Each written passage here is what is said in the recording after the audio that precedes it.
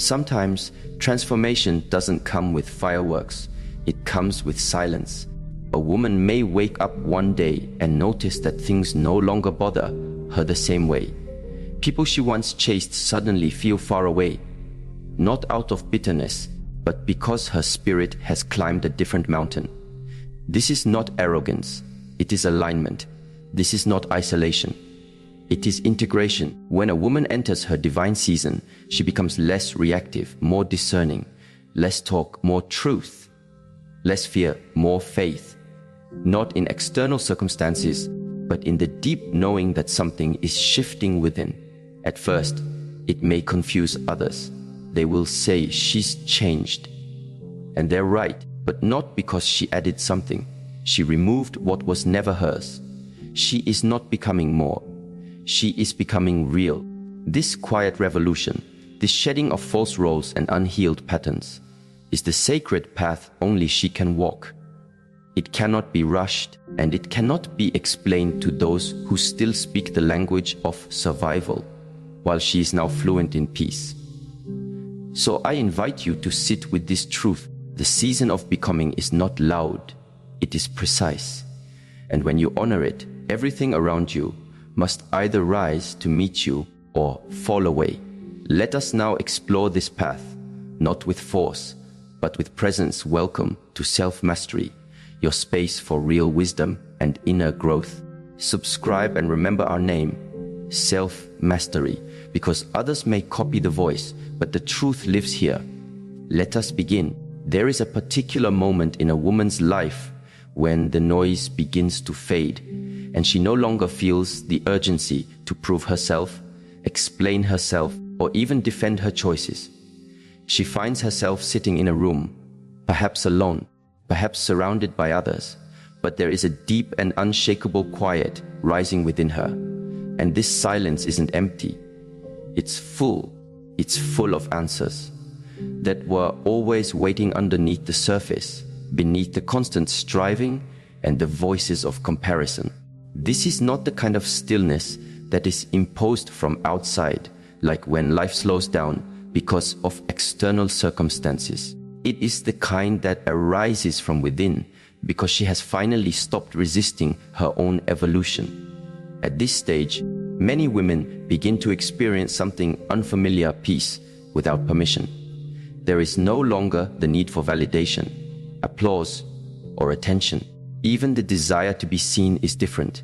It no longer stems from lack, but from presence, from completeness. This is the first sign that something divine is unfolding. The paradox of this divine season is that the transformation starts so subtly, many don't even realize it's happening.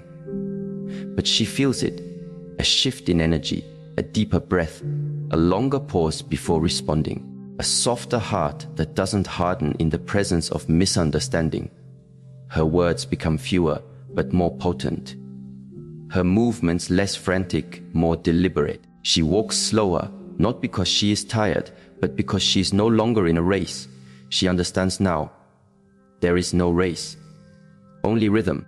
Science supports this quiet revolution. Studies in neuroscience show that regular periods of inner stillness, such as through mindfulness, breath work, or solitude, reduce the activity in the amygdala, the part of the brain responsible for emotional reactivity and fear.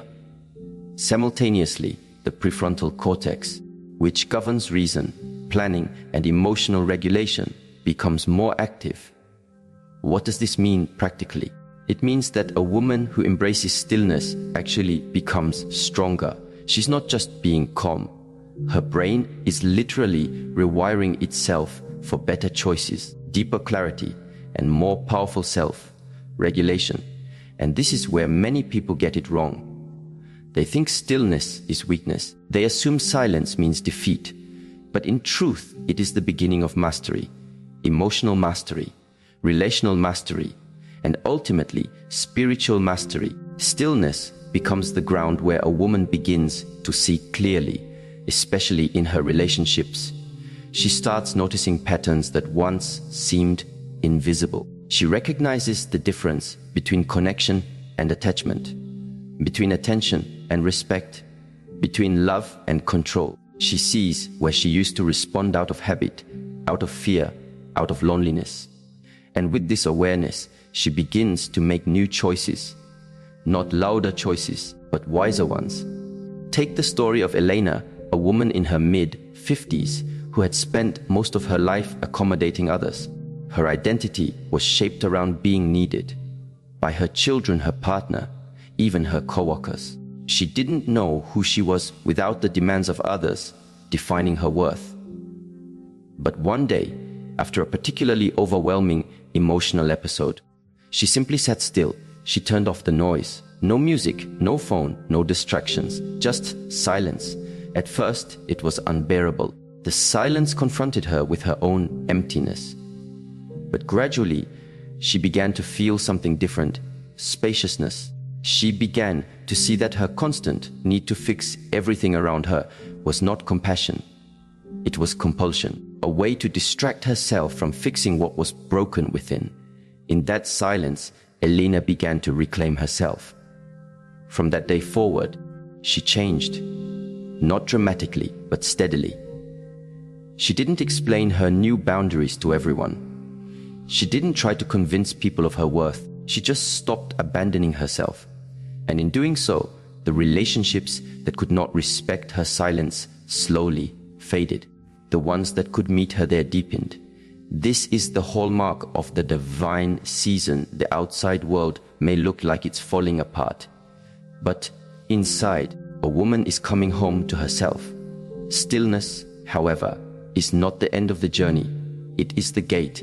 Once this gate is crossed, another transformation begins. The emotional gravity shifts. Where she once sought love, she now radiates it. Where she once tried to please, she now chooses alignment. This is not about becoming cold or detached. Quite the opposite. She becomes more loving, but less needy. More generous, but less sacrificing. She no longer pours herself out until she is empty. She offers from a place of fullness. This change is profound, especially in her relationships. It might first appear as distance. She's not texting as often. She's not always available. She no longer says yes out of guilt or fear. But if you look closer, you'll see it's not distance, it's depth.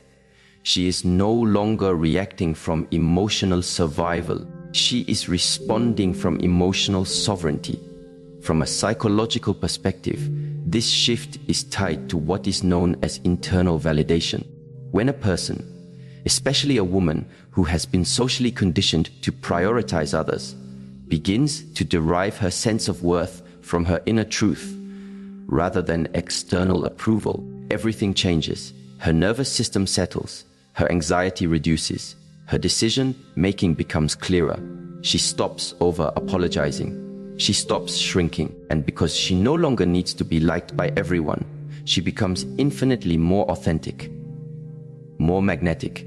This is not just theory. It plays out every day. Consider the example of Amina, a woman in her early 40s, who had spent years trying to gain the affection of a partner who gave her breadcrumbs of attention, but never the consistency of commitment. For years, she justified his emotional distance, telling herself he was just busy or not expressive. But during her divine season, something shifted. She didn't suddenly stop loving him. She just started loving herself more. And with that, her energy changed. She stopped initiating every conversation. She stopped twisting herself to be easier or less demanding. She began investing her emotional energy into herself, into journaling, walking, meditating, and reconnecting with old hobbies. Within weeks, the dynamic changed. The man noticed. His texts became more frequent, his tone more respectful. But Amina saw through it now. It wasn't love, just the discomfort of losing control. And for the first time, she didn't react. She responded with silence, not out of spite, but out of peace. Her peace had become more valuable than his approval. This is what it means to move from seeking to radiating. People can feel the difference in your presence. You are no longer looking for someone to complete you. Because you are no longer fragmented. You carry yourself differently, not with arrogance, but with knowing. You speak differently, not to impress, but to express. You love differently, not to be chosen, but because love itself has become your nature, not your currency. This kind of energy cannot be faked. It is cultivated. It comes through stillness, through reflection, through choosing solitude over shallow companionship, through turning inward, not to escape, but to understand, to recalibrate. In Eastern traditions, this process is often called the return to the true self. Not the self that was shaped by pain, pressure, or performance, but the self that existed before the world told her who she should be. And once she begins to live from this place, people sense it. Some will be drawn closer. They'll be curious about her peace. They'll want to know how she holds herself with such softness and strength. But others will pull away, not because she did anything wrong, but because they are not ready for the version of her that no longer entertains dysfunction. And this is important in her divine season. A woman must learn to let go with grace. Not everything lost is a failure. Sometimes what falls away is simply out of resonance with who she is becoming. She no longer begs for space in places that dim her light. She no longer explains her silence to those who only understand noise. This inner transformation is both subtle and powerful. It may not be visible in material achievements right away, but internally, the architecture of her life is being rebuilt. From scarcity to sufficiency, from fear to faith, from noise to knowing. Each morning, she rises not just to meet the world, but to meet herself. To ask, what is true for me today? What do I need to stay rooted? What must I release to remain aligned? She no longer carries the entire emotional weight of her relationships. She allows others to take responsibility for their part. She stops micromanaging love. She stops performing for acceptance. And slowly, she becomes her own sanctuary. This isn't the loud, performative confidence that the world often celebrates. It's a quieter kind of power, the kind that doesn't need to convince anyone, the kind that can walk away without slamming the door, the kind that can say, "This is not for me," without bitterness, just clarity, and that clarity is priceless. It allows her to rest not just physically, but emotionally. She doesn't rehearse imaginary conversations in her mind anymore. She doesn't carry unspoken disappointments. She speaks truth with tenderness. She listens without absorbing everything. She loves without losing herself. This is not the result of luck or privilege. It is the result of inner work, of choosing healing over hiding, of choosing growth over guilt, of choosing presence over performance.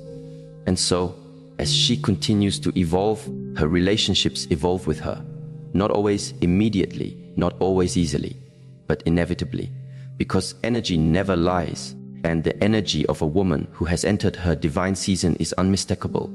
It is calm yet commanding, soft yet unshakable, quiet yet deeply heard. The world begins to respond differently, not because the world changed, but because she did. Because her center is no longer external, it lives within, and everything in her life now orbits around that center, not in chaos, but in harmony.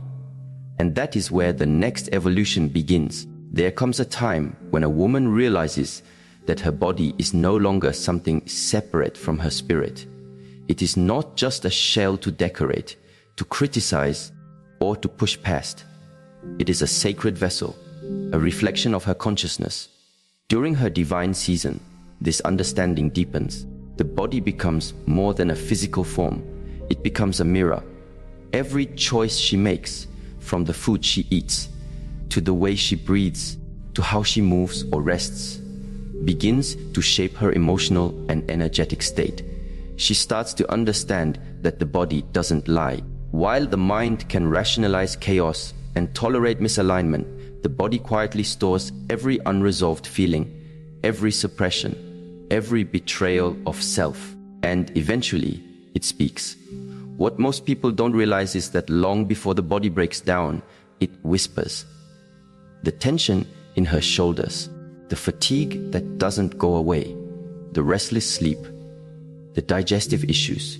These are not random, they are signals. But the peace that comes from finally doing what is right for you. This is the power of sacred decision making. A woman learns that her time is a non-renewable resource, that her energy is currency, that her presence is a gift, not a given.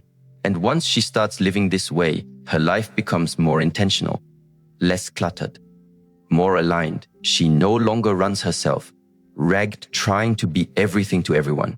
She becomes everything to herself, and from that place, she offers what is true. In relationships, this changes the dynamic completely. She stops chasing connection. She stops explaining her worth. She no longer fears being misunderstood because she understands herself. And in understanding herself, she naturally attracts those who understand her too, or are willing to try. And even when misunderstandings arise, she no longer pleads to be seen. She knows that being unseen by the wrong people is not a loss. It's a redirection, a reminder that not everyone deserves access to her sacred yes. This kind of emotional discipline doesn't come from pride. It comes from practice, from the daily habit of checking in with herself. Is this choice aligned with my peace? Is this invitation in harmony with my values? Is this relationship supporting or depleting my growth? And if the answer is no, she releases without guilt, because she knows that every yes she gives from fear is a betrayal, and every no she gives from clarity is a blessing. As this clarity deepens, her life begins to organize itself differently. What no longer fits begins to dissolve. What is meant to stay finds its place, and in the quiet between her choices, something beautiful begins to grow trust, not in others, but in herself. And this trust becomes her compass. It becomes her guide. She doesn't need to see the whole path to take the next step. She just needs to stay true, because she understands now her divine season is not about saying yes to everything. It's about saying yes to what matters. And in doing so, everything else begins to align. When a woman begins to awaken to herself, truly awaken, there is one inevitable truth she cannot ignore.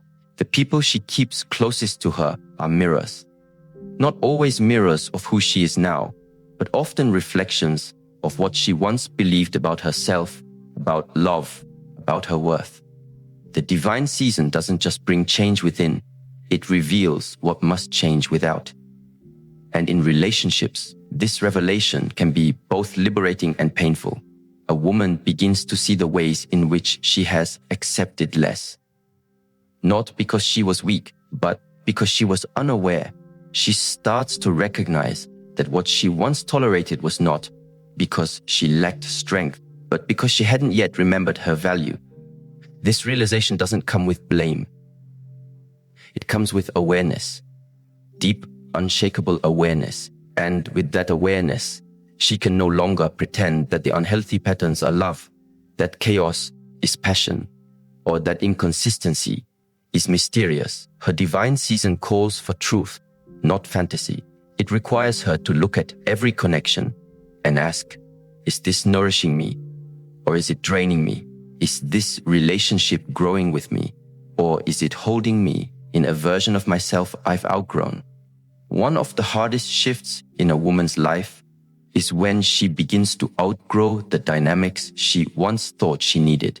When she sees the partner who never listened as a reflection of a childhood wound, not as a soulmate. When she realizes the friend who always needed saving is a remnant of the part of her that needed to feel needed. When she starts to recognize that the emotional roller coaster she used to confuse with love was really just emotional unavailability dressed in excitement. That clarity doesn't come from bitterness. It comes from healing. And healing always changes what you're willing to entertain. There's a certain level of internal peace that no longer permits you to sit in chaos for the sake of company. From a psychological lens, this is explained by something called trauma bonding, the tendency to feel attached to dynamics that mirror early emotional wounds. If love in childhood felt inconsistent or conditional or tied to performance, it's not uncommon for adults to find themselves repeatedly drawn to people who feel familiar in their unpredictability. But when a woman heals, when she begins to witness her patterns with compassion and wisdom, she disrupts that cycle. She stops chasing what hurts. She stops mistaking familiarity for safety. And in doing so, she starts to choose differently. Take the story of Anaya, a woman in her late 30s who spent nearly a decade in a relationship with someone who made her question her worth daily. He wasn't cruel in obvious ways. He was subtle, dismissive, emotionally unavailable. He rarely criticized her directly, but he constantly withdrew affection as a form of control.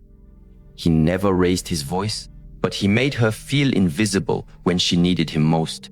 For years, Anaya told herself that she was too sensitive, that she just needed to try harder. That love required patience and endurance. But deep inside, something was breaking. It wasn't until she began working on herself, through reading, journaling, and spending time alone, that she started to feel the tension between who she was and who she was pretending to be in the relationship. She realized she was editing herself constantly, walking on emotional eggshells to avoid his disapproval. One day, after a particularly numbing conversation where he dismissed her feelings for the 100th time, she sat in silence. Not to be silent, but to listen. And in that stillness, the truth emerged. She was not being loved, she was being tolerated. And that was no longer enough. Anaya ended the relationship, not in rage, but in reverence. Reverence for the version of her that stayed, even when she was hurting. Reverence for the lessons, and reverence for the new version of herself who finally believed she was worthy of more. That's what happens when a woman begins to heal. Her standards change, not because she becomes demanding, but because she becomes aware. She understands that love is not supposed to feel like emotional starvation. It is not supposed to make her doubt her value. Real love is not painful in its essence. It is kind, it is clear, it is stable, and more than anything, it supports growth. As she enters her divine season, she stops waiting for others to validate her experience. She becomes her own confirmation. She no longer needs a long list of offenses to justify her departure. One violation of her peace is enough. She no longer entertains disrespect just because someone claims to love her. She knows now, love is not just a word, it's a behavior. It's an energy. It's how someone shows up when it's inconvenient. It's how they handle your vulnerability, how they respond to your needs. And when those patterns are absent, no amount of potential can make up for what is missing. She begins to trust how she feels in someone's presence. The nervous system never lies. If she's constantly anxious, second-guessing, trying to decode mixed signals, she doesn't try to fix it anymore. She honors it. She asks, what part of me believes this is acceptable? What belief is this dynamic reflecting back to me? And then she works on that part, not to keep the person, but to release the pattern. Relationships, in this light, become teachers. Every connection either reinforces her growth or reveals what still needs healing. And she stops taking things so personally. If someone cannot meet her in depth, it's not a confirmation of her inadequacy. It's a reflection of their limitations. If someone withdraws when she sets a boundary, it's not a sign she's too much. It's proof they were never willing to rise. This discernment gives her peace. She no longer tries to make people stay. She knows that anything forced isn't real. She doesn't chase closure. She knows that clarity is often found in someone's silence. She doesn't need long explanations. She reads energy. She watches behavior. She believes patterns. And she acts accordingly. This doesn't mean she stops loving. On the contrary, she loves more deeply than ever, but she does so without losing herself. She gives, but not to be needed. She listens, but not at the cost of her own voice. She supports, but not to the point of depletion. She loves with open hands, not clenched fists. And this is the shift from attachment to connection. In attachment, there is fear. Fear of loss, fear of abandonment, fear of being alone. But in connection, there is presence, mutuality, respect. When a woman heals, she starts choosing connection over attachment. She stops investing in one-sided relationships. She becomes more curious about how someone makes her feel than about how much attention they give. And she no longer confuses consistency with compatibility. There's a quote that says, "You don't attract what you want, you attract what you are." This becomes clear in her divine season, when she was in survival mode, needing to be loved, chosen, approved of. She often attracted people who mirrored that urgency, that scarcity. But as she becomes whole, as she embodies peace and alignment, she attracts differently. She begins to notice people who see her not as a role to be filled, but as a soul to be respected. This doesn't mean everyone will be ready for her. In fact, some people will find her peace intimidating. They'll misinterpret her boundaries as rejection, her silence as arrogance, her clarity as confrontation. But she doesn't take that on. She understands now everyone is meeting her from their own level of consciousness. And not everyone is meant to walk with her through every season. This is not a loss. It's a refinement. The woman in her divine season becomes comfortable with solitude, not as punishment, but as sanctuary. She would rather sit alone in peace than be surrounded in pretense. She chooses depth over distraction, quality over quantity. She no longer craves constant attention. She craves authentic connection, and she's willing to wait for it, not passively, but intentionally. This changes how she dates, how she speaks, how she listens. She asks different questions, not just, "What do you do?" but, "How do you love? How do you respond when you're triggered? What does accountability mean to you?" She's not impressed by charisma anymore. She's interested in character, and not surface-level charm, but real, embodied integrity. And in friendships, the shift is just as profound. She no longer maintains connections that thrive on gossip, complaining, or emotional dumping. She surrounds herself with people who are emotionally responsible, people who can celebrate her without envy, people who can sit in silence with her without discomfort, people who are doing their own work and therefore don't depend on her to regulate their emotions. This doesn't mean she cuts everyone off. It means she becomes selective. Her energy becomes intentional. Her space becomes sacred. And when she loves now, it's not from a place of needing to be filled. It's from a place of overflow. She doesn't lose herself in love. She finds deeper expressions of herself through love. But only when the space is safe. Only when the connection is mutual. Only when the energy is reciprocal. She knows now that love doesn't fix wounds. It reveals them. And she welcomes that because she no longer fears her pain. She's faced it. She's held it. And in doing so, she has become a woman who can love without conditions, but not without standards. And so she walks through her relationships not with entitlement, but with elegance. She doesn't demand loyalty. She inspires it. She doesn't beg to be understood. She expresses herself with clarity and leaves the rest. She doesn't measure her worth by who stays or who leaves. She measures it by how true she remains to herself, regardless of what others do. Her divine season teaches her that relationships are not rewards for being perfect, They are reflections of her evolution.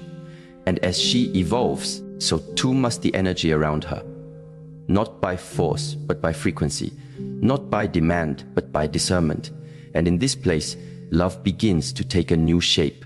Not as a possession, not as a destination, but as a way of being.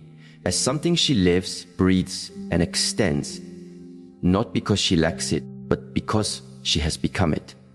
There comes a moment in a woman's life when she no longer seeks attention, but attention begins to find her. Not because she is louder, not because she has become more visible in an external sense, but because her inner energy has become unmistakably present. She walks into a room and shifts its atmosphere without uttering a word. This is not magic. It is not manipulation. It is the quiet, authentic power of alignment. When a woman enters her divine season, her magnetism no longer originates from the surface. It is not about physical appearance, fashionable expression, or social charisma. Her power becomes elemental. It begins to move from the core of who she is. And what radiates from her is not force, it is frequency. A frequency of calm, of clarity, of confidence that doesn't need confirmation. This is the beginning of sacred magnetism, and it cannot be faked. There's a deep difference between performing confidence and embodying it. In one case, a woman is exhausted, constantly maintaining an image that isn't rooted in truth. In the other, she is energized, because she is not trying to be anything. She is simply being herself. The more aligned she becomes with her truth, the less effort she needs to expend to attract what belongs to her. This is why emotional exhaustion is one of the early signs that a woman is not living from her true essence.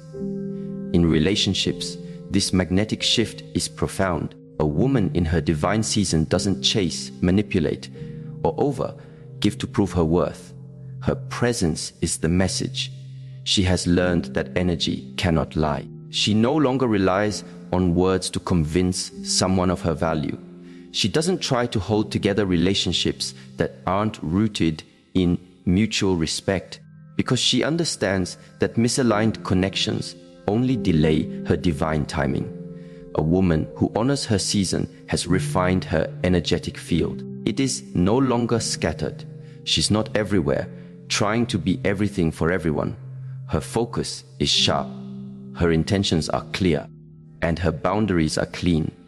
This clarity creates emotional coherence within her, and people can feel it.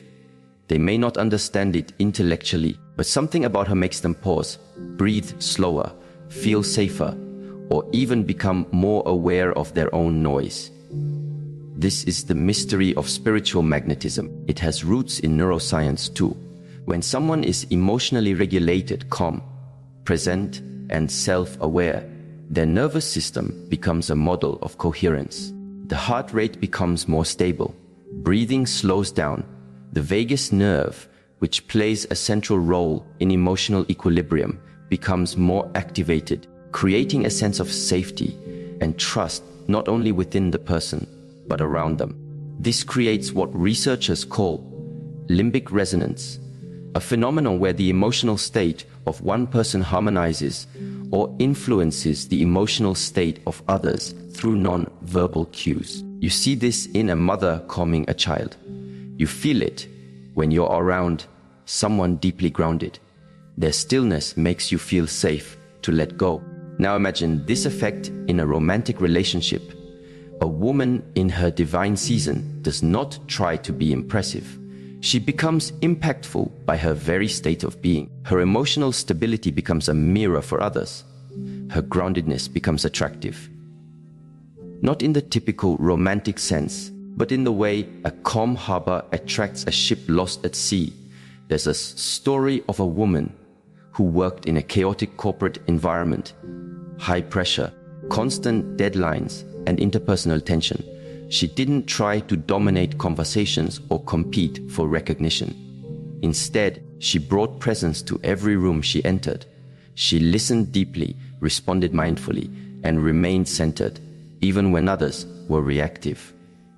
Over time, Colleagues began seeking her input, not just because of her skills, but because her presence brought a sense of clarity and calm. Promotions followed, not because she asked, but because her value became undeniable. She didn't perform power, she embodied it. And that's the lesson. True magnetism is not about external volume, it's about internal resonance. This applies powerfully to romantic relationships.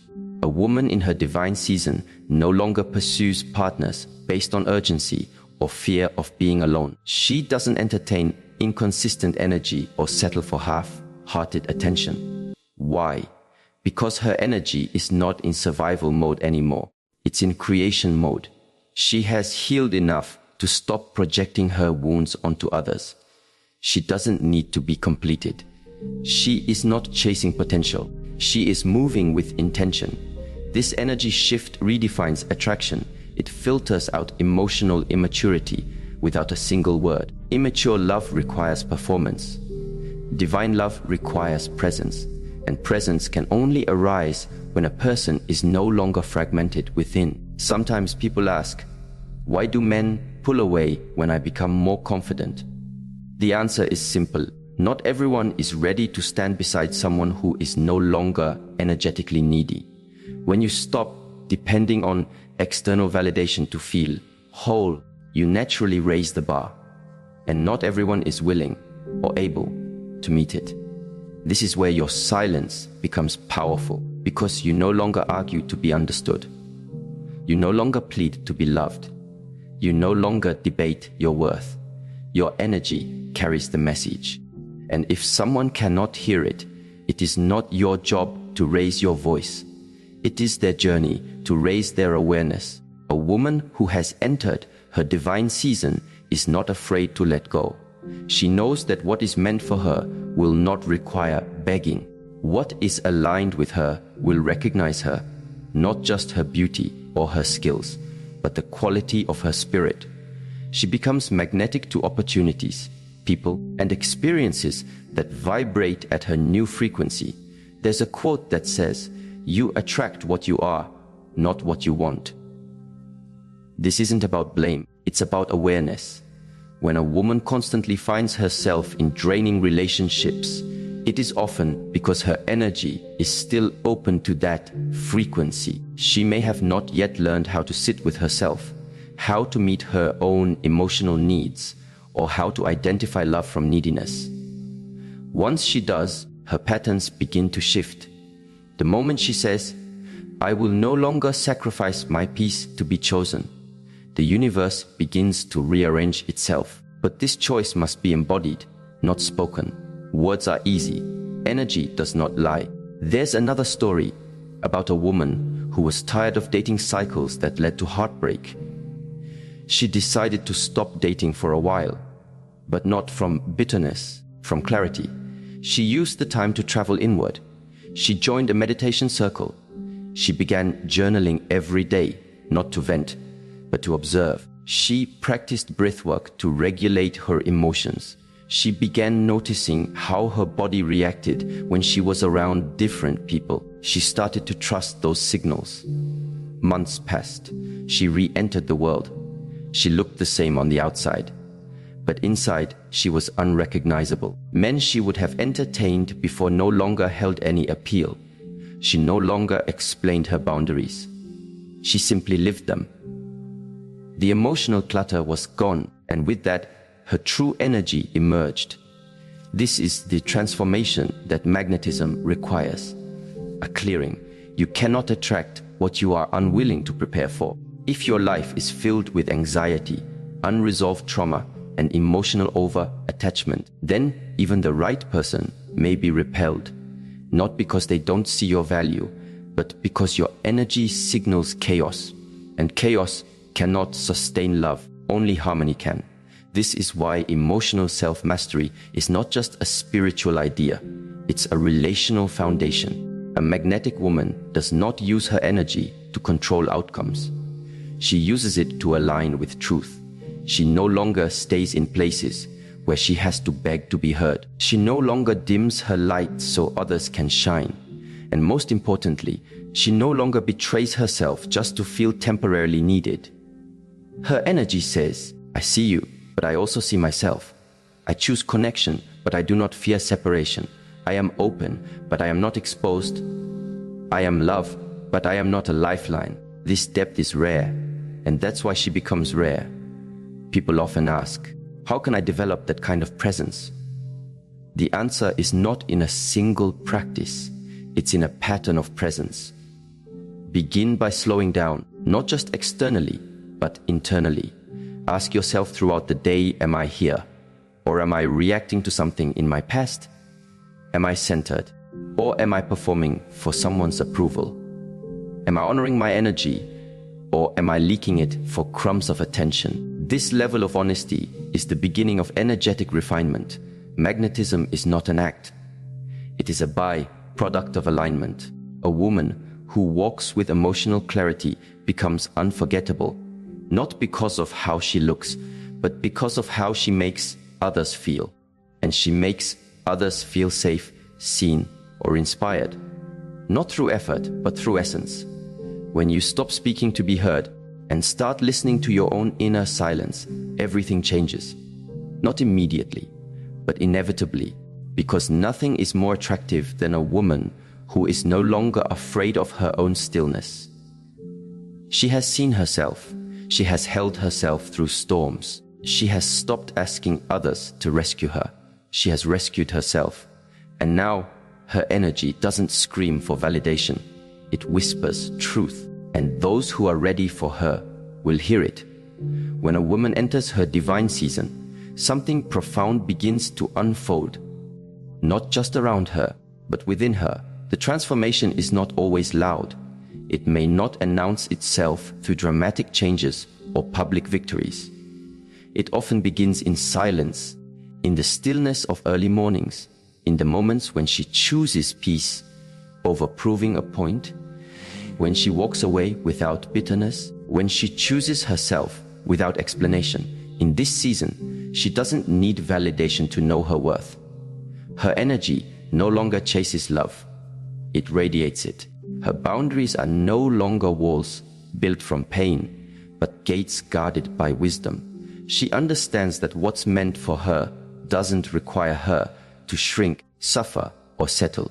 She begins to magnetize experiences, people, and opportunities that honor her presence, not because she's seeking them, but because she's become aligned with them. Her emotional reactions grow quieter, more discerning.